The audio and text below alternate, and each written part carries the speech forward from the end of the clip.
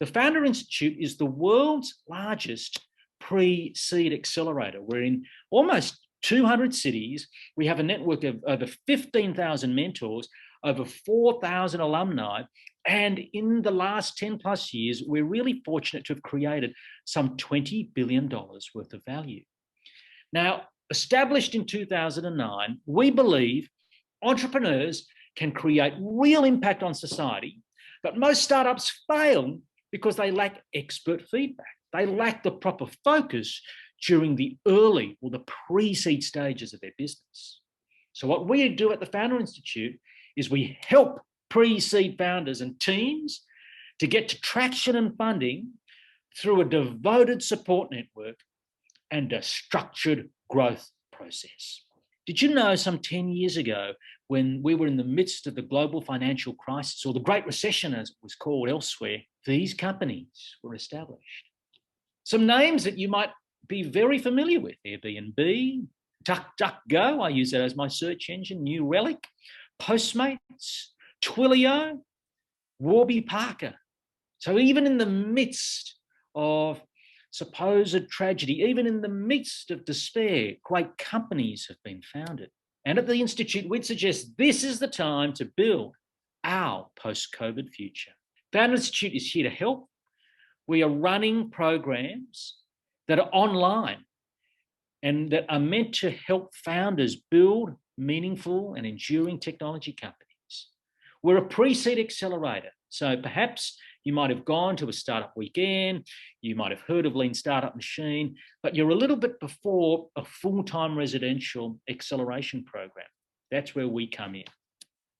We, at this pre-seed, help at either the idea stage, we help if you've got a team or an MVP, or we help with growth.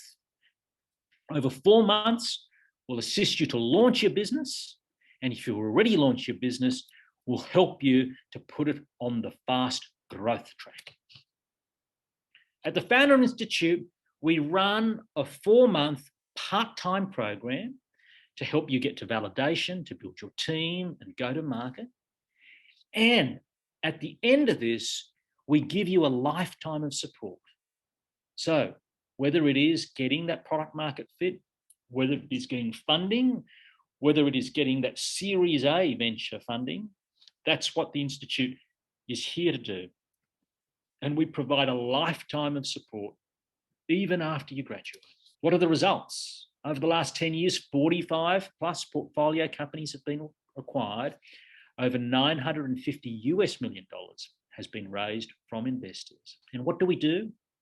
We find great people, we give them a devoted support network, we put them through a structured growth process, and as mentioned, we provide a lifetime of support. Some of you are thinking, I want this, I want to sign up right now. Well, the good news is we have a program that is starting in a few weeks' time. So if you have thought about creating your dream company, now is your moment.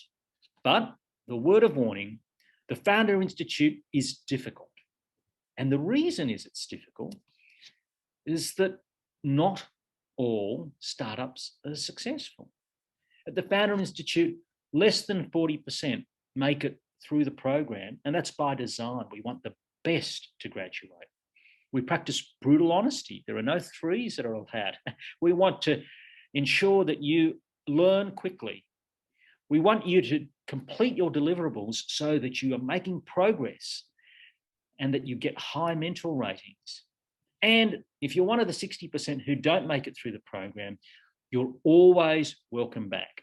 And one of the friends in the Institute, Jason Calacanis, has said, the Founder Institute is the most raw street program out there for startups.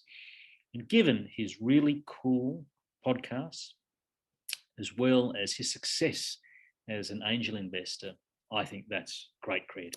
And together with my co-directors, I'm very excited to be presenting the program for you. So in summary, the Founder Institute provides a devoted support network and a structured growth process to help you get to traction and funding. And in Australia and New Zealand, we know that founders don't have to go it alone. And therefore, our vision is for a regional ecosystem across Australia and New Zealand to challenge 1,000 plus founders to build enduring companies to solve the world's biggest problems. Someone's just asked me a question: do successful companies have to be US domiciled eventually as part of the program? No. We're happy for you to be domiciled in Australia or in New Zealand. We are also in this region very keen on the United Nations Sustainable Development Goals, and we encourage founders to build one or more of these sustainable development goals into their business. Why? Because we care about the future. We also think it makes good business sense. Here are some photos of the directors in the region. I'm very pleased to be working with Phoebe, with Charlotte, with Paul, Cheryl, and with Chris. How to get your first, or if you've already got your first 100, how do you get your next 100 customers? I'm going to be going through the frameworks, strategies, and tactics that you can use to go and get your first 100 customers and obviously beyond. Depending on your business, you might not want to stop at 100. What I want to do though is give you the right frameworks so you can keep growing and growing. Chances are your business is going to be very different to everyone else's business on here. We've got some unique ideas, unique founders, unique businesses. So what I want to do in situations like this is, rather than prescribe, here's the exact thing you do, right, and give you the fish, I wanted to go through the analogy of teaching you how to fish for yourself. If you're different to a lot of other businesses on here, or you've got a different use case, at least you can have the frameworks of thinking and the principles behind growth. And you're not just reliant on tactics that might work for someone else, but might not work for you. So I hope that makes sense. I'm here to kind of empower you and give you what you need to grow long-term. What I'm actually going to show you tonight, or share with you tonight, is first and foremost frameworks and guidelines on thinking about growth and thinking about customer acquisition, especially when it comes to the early stage, right? The 0 to 100 is such a crucial part, such an important stage of your business and your growth. I want to give you the right guidelines and put up, the guardrails to help you experiment, but also get the right results. So the right frameworks in place. I also want to give you the real strategic thinking and the tactics. So, the things that you've got to think through and the right actions that you can take to facilitate that growth. And I also want to give you examples and templates that you can take away and use. Now, one of my pet peeves of training sessions like this is going through, an hour of content, getting to the end of it and going, all right, what does that mean for me? So I'm really against that kind of stuff. So I want to actually give you examples and templates and things that you can take away to formulate your next action steps, so you're not kind of stuck right after this training. You know exactly, or kind of exactly, where you want to go, what strategies you want to employ, what tactics you want to use, and potentially even some templates you can use to accelerate your journey. You're probably wondering, who am I? Like, what qualifies me to talk about this kind of stuff? I'm the founder and CEO of Growth Labs, which is a growth marketing agency. It's a completely bootstrapped agency. We've grown from, 0 or 1 employee, myself, 5 years ago, to now a team of 20 all around the world. We work with some of the fastest growing companies in Australia and the world as well. Some funded companies, some not, some just really growing super, super quickly. For example, there's one company that I'll speak about a little bit later on. It's a health-based company where we sold online health coaching that we grew from 0 to $1 million in revenue in a little bit under 10 months. My own business, Growth Labs, we're now a 7-figure business, and it's taken me about 5 years to do that. Completely bootstrapped though. Most of the companies I'm going to talk about haven't had any kind of funding, and some that I will use as an example have. It's just a good mix of companies that I'll bring to the table here. I'm also a coach and consultant to other businesses who run training programs and things like that. And collectively, over the past 5 years, I've probably coached over 500 business owners on growth. So I get to see a thing or two, is the point I'm trying to make. And I get to see businesses from different industries with different growth paths, and really see what works and what doesn't for those types of businesses. Just some of the companies we work for, we've consulted to some pretty big companies: Coca-Cola, Amatil, NEC, Children's Hospital was an awesome one. O Media, which is the big billboards you see probably driving around Sydney or anywhere in Australia, really. Airwallex, hopefully you've heard of them, a giant fintech who have, I think in total, they've raised about 500 or 600 million at the moment, huge run rate. And we consulted with them on their growth strategies pretty early on. And this other awesome company called The Doers Way, who helps thousands of other entrepreneurs all across the world, female entrepreneurs. And I'm one of the coaches in there. Across these companies, I get to see a really big variety of growth strategies and also what's working at different stages of a company. One other thing I'm going to be bringing to the table today as well is a real life example from a business I was kind of launching 6 months ago.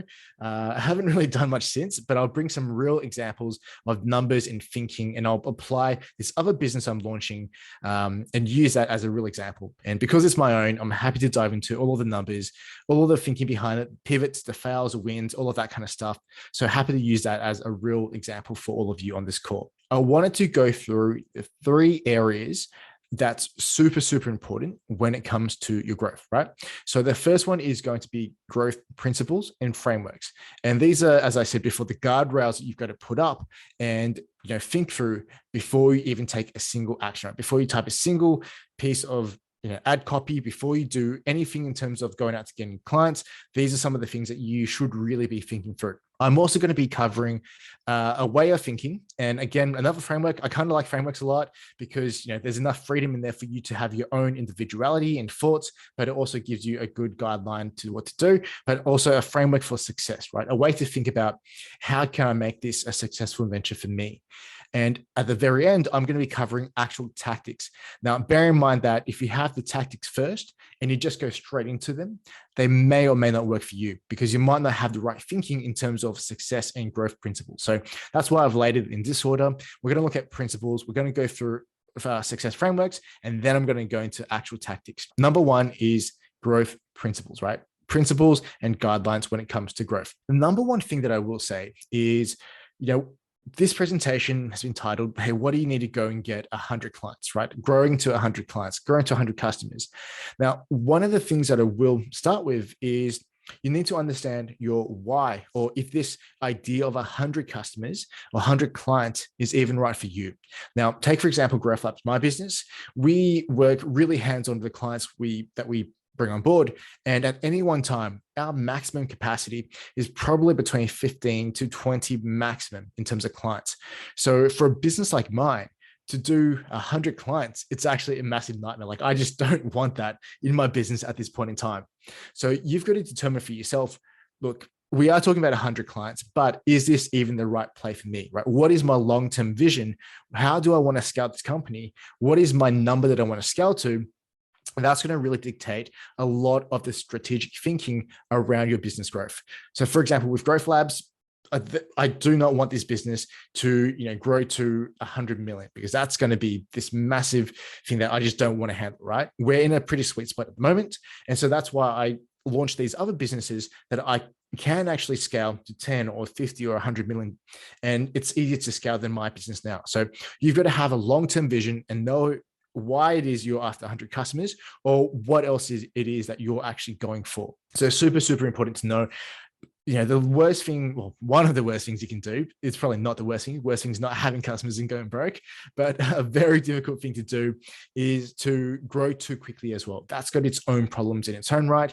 And at a certain point, if you don't have the right levers and systems built in your business, it's almost like you're working, your absolute butt off and you're not making any money. And that's not the right play as well. So having a long-term vision is super important. We also need to know what are our strengths, what are our unique selling propositions, what are our opportunities.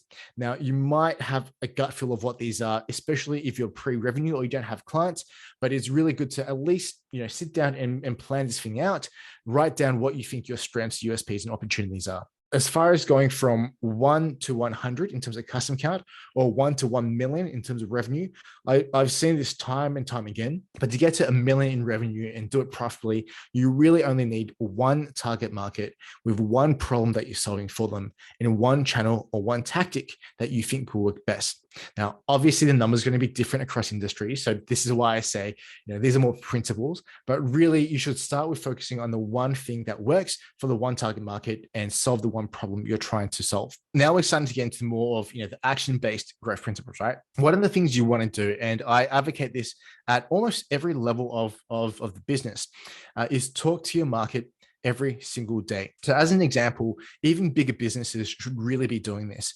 When a CEO of Vodafone stepped into the company years and years and years ago, Vodafone had this really bad reputation of, bad customer service, and their sales were just being absolutely hammered. They're losing market share day in, day out. And what the CEO actually did was, instead of going straight into the board meeting every single day or talking to his leaders every single day when he walked into the business, he'd go into customer service, put on a headset, and take 2 customer phone calls. And that really got him learning what the customers want, what the biggest struggles are, and where the opportunities are as well. So I'm a big advocate of going through and talking to your market every single day, because there's one of 2 things are going to happen, right? You're either going to win, and obviously this has got a bit of a sales context to it, but you're either going to win a sale, win a client, or you're going to learn something that you didn't know previously that's going to be super helpful and handy for your business. Now, again, more growth principles here. We're almost under this section. One of the other principle I subscribe by is that no plan survives first contact with the enemy. The best laid plans don't survive first contact with the enemy. And what that means is, we can plan and strategize and theorize all we want, but until we get to market, until we talk to real customers who have a real problem and who are looking for a solution and who are willing to pay us, we just don't know. So I'm a big advocate of test, and test again, and just go out to market and really validate the idea for having paying customers. The other side of that is also to take everything with a grain of salt. So whether it's this session here, what I'm teaching you, what you hear from someone else, what you hear from other coaches or mentors or people on stage, take everything with a grain of salt, right? There's a Bruce Lee quote, which is like, try and listen to everything, take what's useful, absorb it, and use it for you, and discard what's not. I truly believe that's applicable in this as well. And just be open-minded about what you're testing and how you're testing. The only people who think they know it all are actually fools, right? Or think that their way's the only way, or just because someone did it somehow differently, they're wrong. Like, that's just, in my opinion, so stupid and so short-sighted. I've seen growth marketing done where I would never have thought to do it that certain way. I thought it would fail for sure, and it's been a smashing success. And on the flip side, I've had campaigns where I've launched where I wasn't too sure about it, and it's just really taken off and really helped my clients grow. So I never say, hey, this is the only way, or everybody's wrong, I'm the only one who's right. I'm a big advocate of testing and finding the unique circumstances that apply to you in that situation. Growth also takes time. Make lots of mistakes, but only learn from them once. And it's a journey of learning. So first you learn, and then you earn, right? You've got to learn about your market, learn about your product and solution before you can actually earn. This fitness business I spoke about previously, we did 0 to 1 mil in about 10 months. I got 12 on here, but it was about 10 months.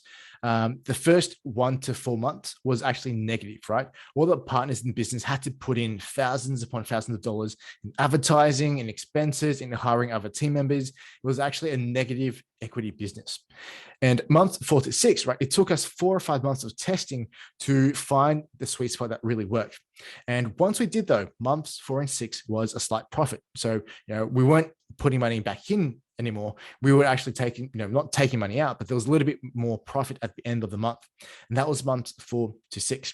And months 6 to 12 was when we saw exponential growth, because we found the formula that worked. We tested enough where we've figured out what worked and what didn't. We kept learning every single day. We talked to customers every single day, and it just compounded and grew us exponentially until I think it was just under month 10 where we actually had $1 million in revenue in the business itself. So you can grow really, really quickly, but you have to do the groundwork, right? You have to lay the foundations. You have to go through the hard part, the slog, and really learn what the market has to tell you sometimes before you get that kind of success. How do we make success inevitable, right? The second part of this. So we've got the growth frameworks, and it's all well and good. Okay, cool. I've got some guidelines. I've got some ways of thinking about it. But how do we make sure that this company of mine, how do we make sure that we go out and actually get 100 customers, right? How do we go and get revenue, get profit? This person is Bill Walsh. And Bill was an American football coach.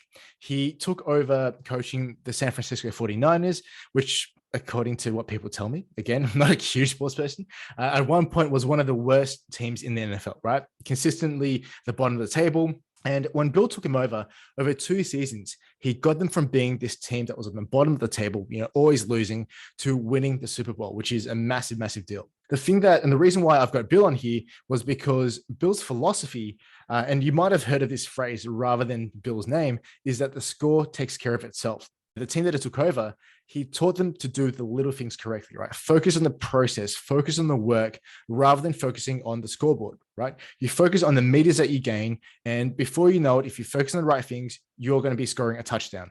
I hope that's the right term for NFL. So don't focus on the results too much. Focus on the little things, focus on the process and do it well. And that will inevitably lead you to success. And I'm a true believer in that philosophy as well. All learning at the beginning, all the stuff that you do, all the failures you have, I really believe that it's about learning, right? So it's about setting a framework in place, setting an action plan in place where you're constantly doing the right things and getting in front of your market, talking to your market, learning what they have to say, and learning about how your product fits into it at the very beginning. So take care of the action, the processes, the things that you have to do, and the results take care of themselves. The second thing in terms of framework is thinking about strategy versus tactics.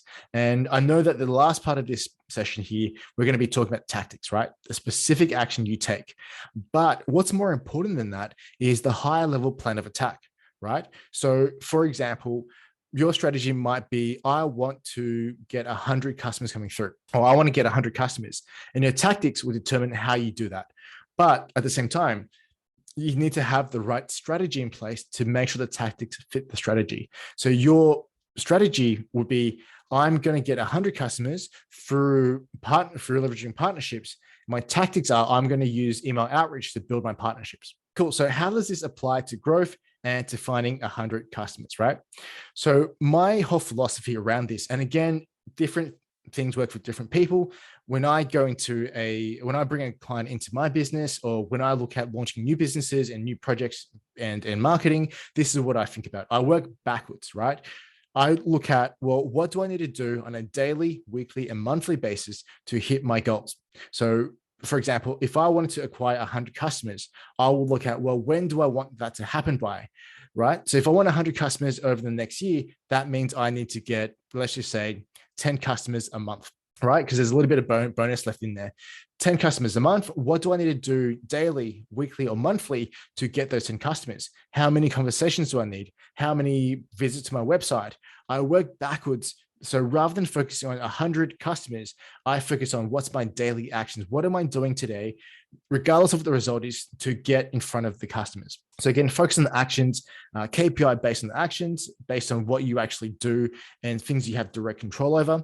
And obviously, we do want to look at the scoreboard, right? We do want to say, well, I've spoken to 50 people. Have I got a single sale? Is this working? But that's not your main focus. Your main focus is to learn, is to get in front of your customers, is to make them an offer and see how they react. So, build it back from that level, right? KPI yourself or your team based on the actions, not on the scorecard, right? Or obviously check it, but don't base it on the scorecard. I'm going to use an actual example on here, and the maths is a little bit different now, but 6 months ago, actually it wasn't 6 months ago, it was August when I presented this. I had just gone into launching a new business idea, and this whole business idea was freelancing life, which I talked about, which is coaching for people to go from a 9-to-5 job into a freelancing career or a business, right? Just to give you some context. My goal was, hey, I want to do $1 million in revenue in 6 months. I can focus on that, but it seems like a really daunting target, right? Oh my God, how am I going to get $1 million in revenue in just 6 months? But if I break it down, I can see, well, what does that actually look like? So if I'm charging $3,500 each client or each customer, that means I need 285 customers over 6 months. If I break it down into a 6-month period, that means I need 26 customers a month. Broken down into weekly, that means I need 6 customers a week. And then I can work backwards and take some guesswork here, right? So if my win rate, i.e., if I talk to 10 people, 2 of them will sign up on board, that means I need to have 30 conversations a week to hit my goal. Then I go, okay, great. So I need to get 30 conversations a week. So see how I pulled the result away from I need to do $1 million revenue in 6 months. My metric now is, how do I get 30 conversations a week? And every single week I'm saying, did I get 30 conversations? Again, broken down into the framework to get 30 conversations a week. What is my focus, right? That's my focus. 30 conversations a week equals 6 conversations a day, right? Let's just say we're only doing 5 days a week. If it's a big project, I would have done more, but let's just say 5 days a week, which means I need to have 6 conversations every single day, sales conversations, if I want to hit my target. Now, questions I ask myself right, every single day is, well, how many conversations have I had today? How many conversations do I have tomorrow? And what is my gap? So if I've only got 2 conversations booked tomorrow, I need to go and book 4 conversations today to make up for that. Now, how do I fill that gap, right? What is my daily activity I need to do to generate these 6 conversations day in, day out? And then I look at what can I do weekly to boost these numbers, to take a little bit of the pressure off the daily activity. And then what are my big moves I can make every single month to make my weekly and my daily easier, right? So I give myself a metric of work or KPIs that's not intrinsically tied to the results. It's tied to the process. It's tied to the work. And that's how I recommend to go out and get your first 100 customers. Don't look at, oh my God, I need to go and get 100 customers. I don't even have one. How do I do that? Bring it back to, what do I need to do to get my very first customer? After that, what do I need to do every single day to get my second customer? And it builds and it builds and it builds. For example, this is actually real numbers, by the way. So this was back in July/August when we were launching this project. We're doing a bit of a pivot at the moment, so the numbers are a little bit different. But when I did look at this, right, we reported on daily, weekly, monthly metrics, right, tying back to key metrics. So for example, one of the tactics we used was running a bunch of Facebook ads to book a phone call with me. During that week, which was the week of 26th of July, so fairly recent, the 1st of August, we spent about $700 on ads. I knew how many people, how many were clicking on my ads. So I know roughly what the level of interest is. I know how much I'm paying for each person to click on it. I know how many leads we've got in the system because my tech tells me that. And I also know how much I'm paying, the cost per lead. And off the back of that, I know how many people actually show up to a call. And so that gives me a cost per call. And from that, I've then got how many sales I did, what my cost per acquisition is, what my total revenue is from those 2 sales. So obviously here, it wasn't 3,500 each, it was 2,500. It was a first mover discount. And then I've got a sense of what my return on investment is. The main focus for me during this week wasn't actually this return on investment, all right, return on this ad spend.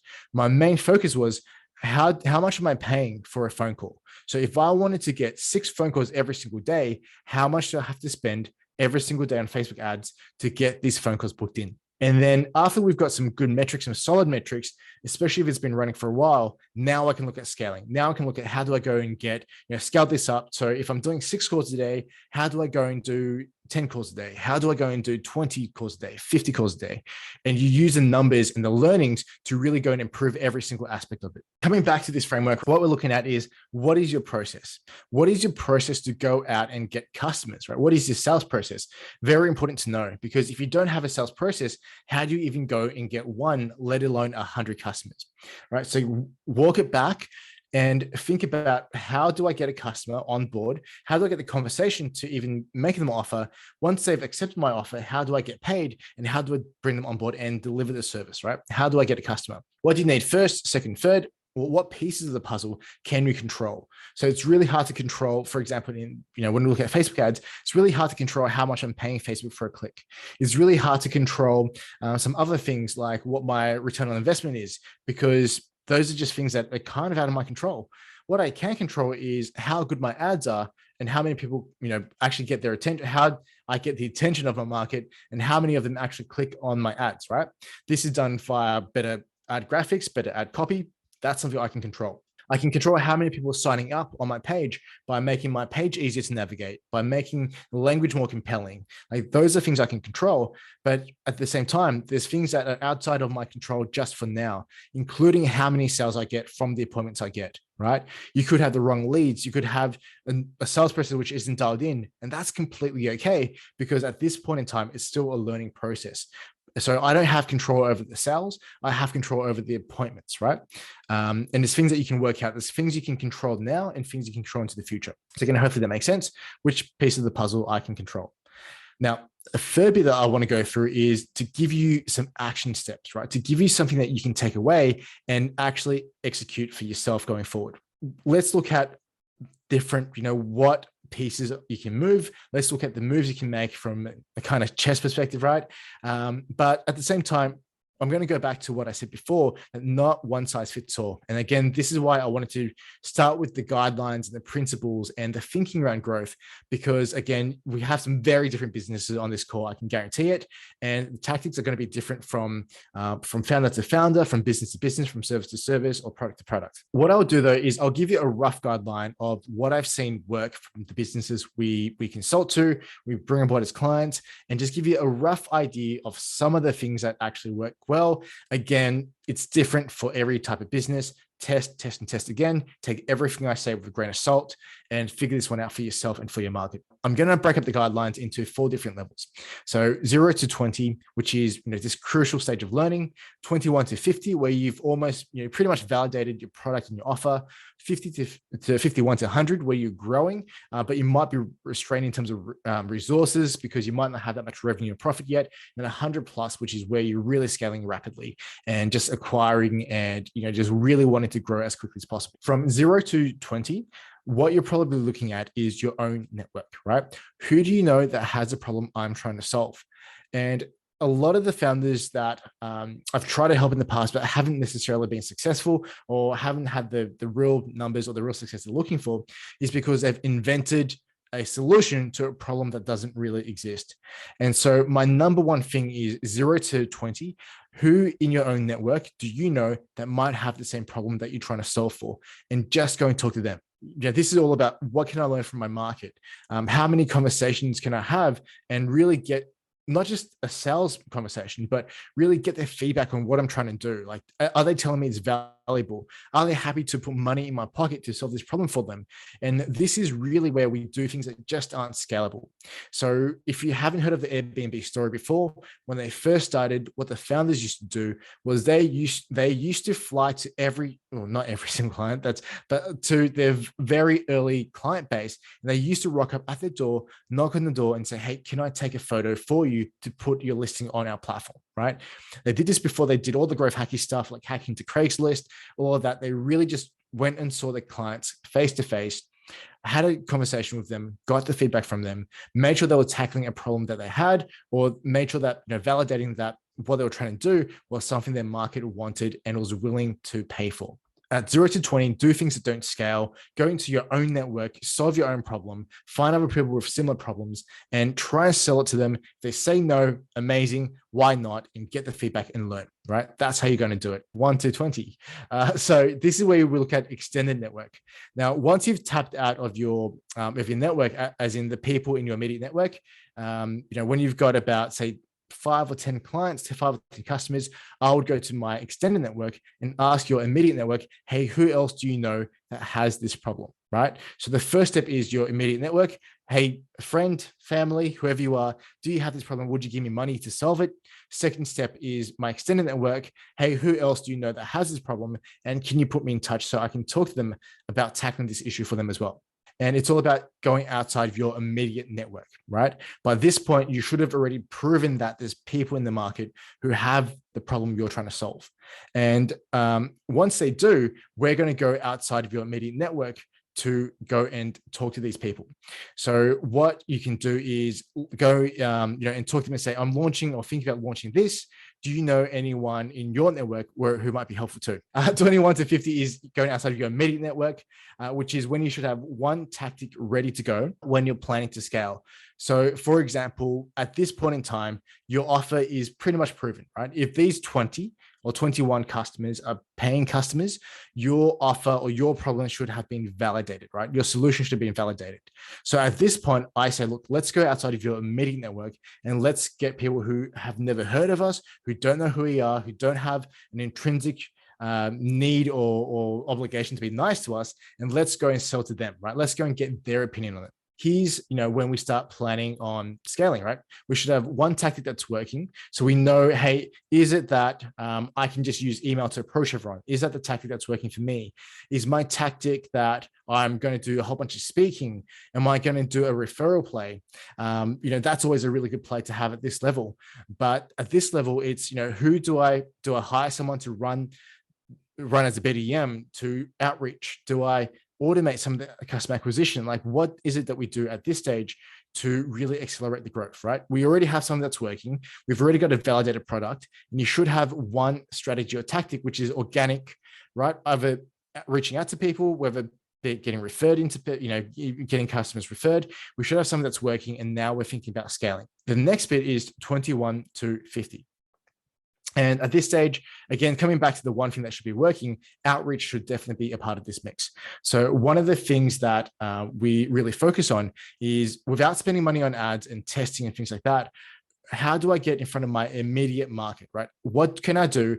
Or can I reach out to someone in my immediate market who's an ideal customer and try and get them to come back and pay me to onboard? Right. So outreach is definitely a part of this mix generally. Again, I say definitely should be, but it can be a little bit different. Again, use this, take it a grain of salt, your own context. But I love to see outreach at this stage of a company. You're also going to start planning for the inbound in terms of ads, only if you have extra capacity though, looking at who are our customers, where are they online, and how do we go and get them? You should also be looking for and asking for referrals, right? Incentivizing referrals to come back. We should be creating content to establish us as experts and having customer stories or case studies. This is kind of where we know we've got an issue we're trying to solve. We've got happy customers, or we should have happy customers. Now it's like, how do we leverage all of this stuff that we've done in the past to go through and grow? And it's all about building your lead pipeline at the moment, right? This is when we start putting more of a sales lens and start actually looking at what are the sales results. So before this, it was about learning. It's about validating, right? Getting your first customers on board, even if you have to give them discounts, things like that. Now it's getting pretty serious, right? Now it's like, okay, what are the tactics I need to go and build my pipeline, get a constant flow of leads, get a constant flow of sales, and get a constant flow of customers. At 51 to 100, it again looks very, very different in terms of your growth plan. Typically, this is when companies start looking at, how do we scale, right? At 50 customers, you've got a very validated idea. People are paying you, or they should be paying you, right? They're using your products or your service, and you know exactly who your customers are because they're the ones coming through to you. They're telling you how they're using your system. They're telling you how it's improving their lives. Now, this is when we look at, well, let's scale. So the first thing we look at doing is doubling or tripling down on what's worked best. So was it speaking that worked well, right? If so, how do we go and get more speaking gigs? Was it cold email outreach, or was it cold calling people?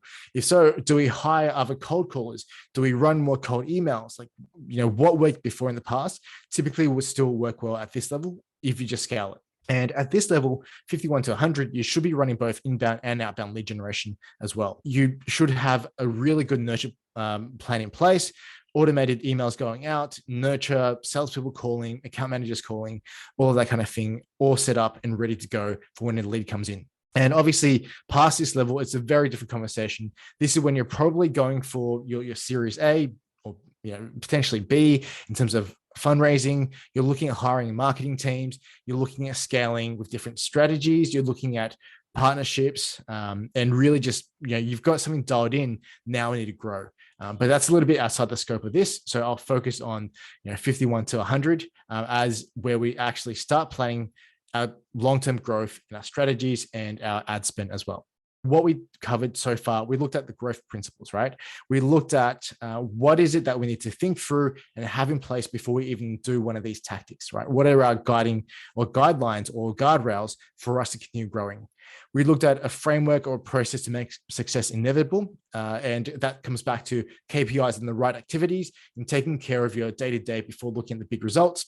And then we also looked at what's the one tactic at each of these stages that you should focus on, i.e. follow one course until successful. So is it one market we're going to focus on? Is it one channel? Is it one lead magnet, or one piece of content that we put out?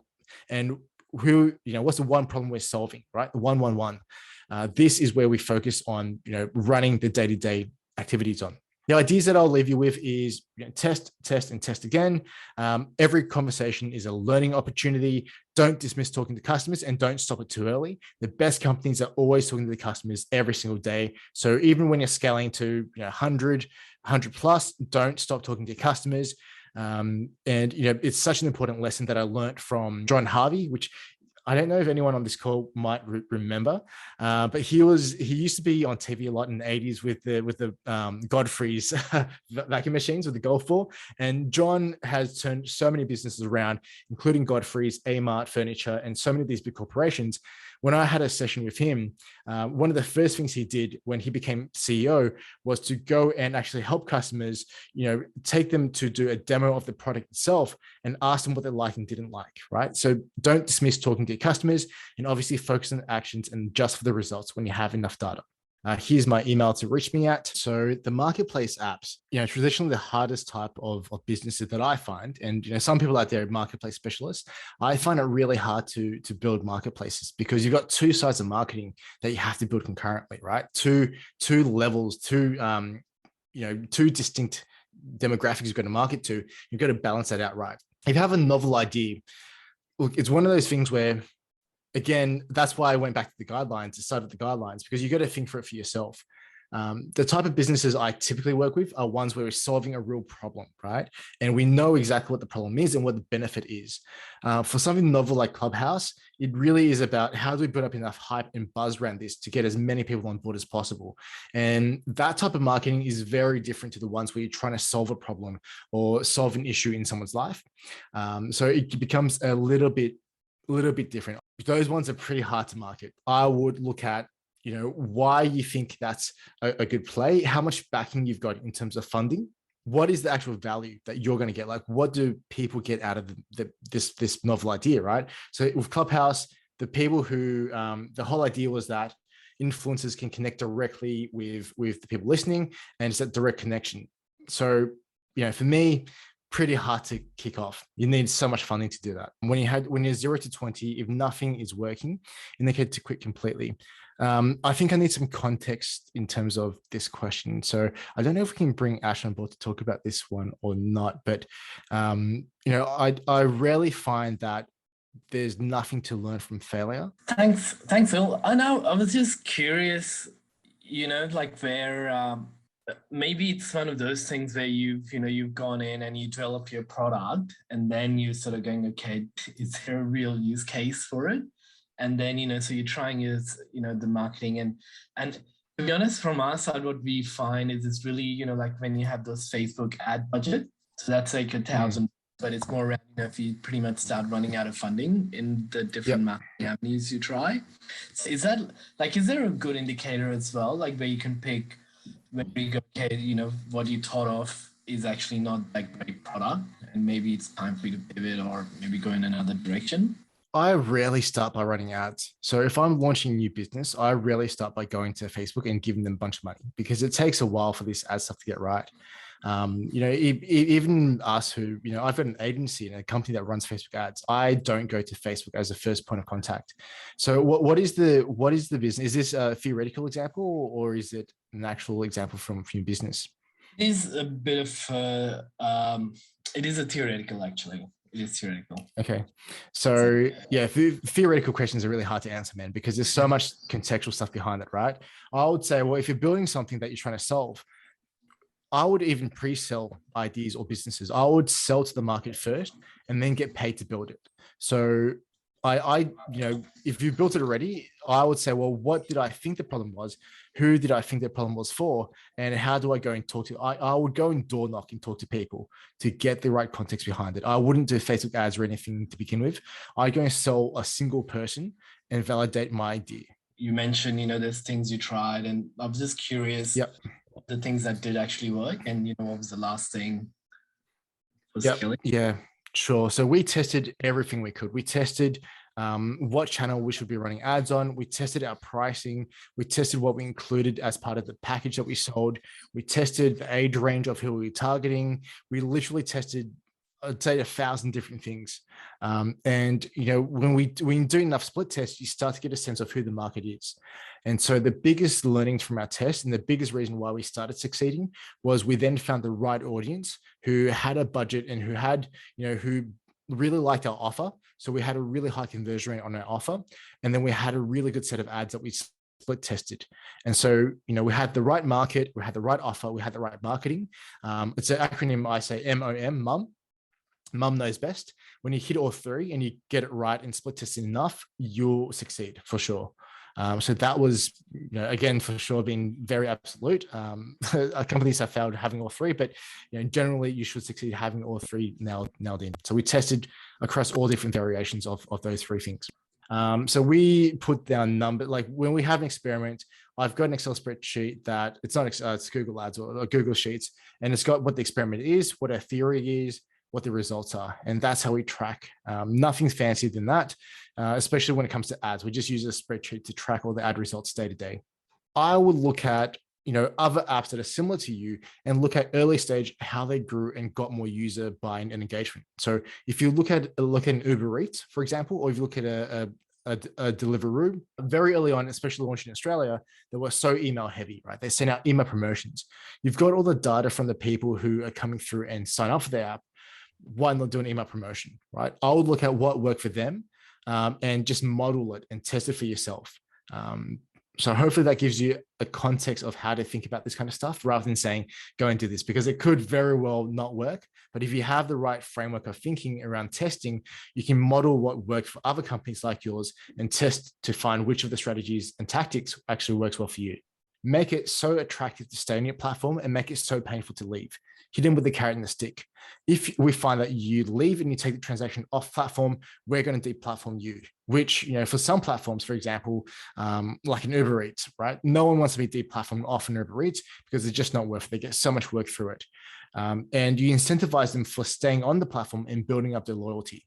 Now, you're always going to get instances where people might go off platform, like for example, with Upwork, or Freelancer, people will tend to go off platform, and you've just got to build enough. You've just got to build enough in there to make sure that the majority don't. There's always going to be exceptions, but carrot and stick. Make sure it's worthwhile staying on the platform, and make sure that it's there's some pain to leaving. But again, I'm probably not the best person to speak to about this, but that's just my 2 cents on it. So for some context, for my agency, I get most of my leads, bearing in mind, I don't need it. We've got an active waiting list. So when I go to do lead generation or marketing, I speak on podcasts, I speak on stage, which hasn't happened for a couple of years, sadly enough. But, I've got a really great network. But when I first started the agency, we use a bunch of cold emails. We use LinkedIn. If I want to do big drive, and let's just say theoretically I want it to double next month, which I don't, but let's just say if I want to consistently grow the business and double, I would be running LinkedIn ads for ourselves and doing cold outreach. That's probably how I would market my agency.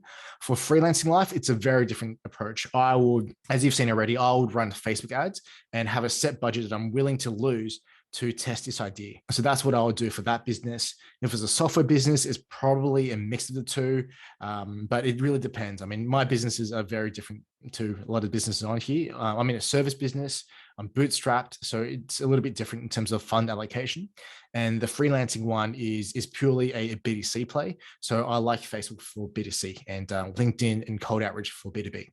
Absolutely not to places like AppSumo, Product Hunt. Reddit is okay if you really want to go in content and answer a bunch of questions, have them direct message you. Definitely not for marketplaces like Salesforce App Exchange.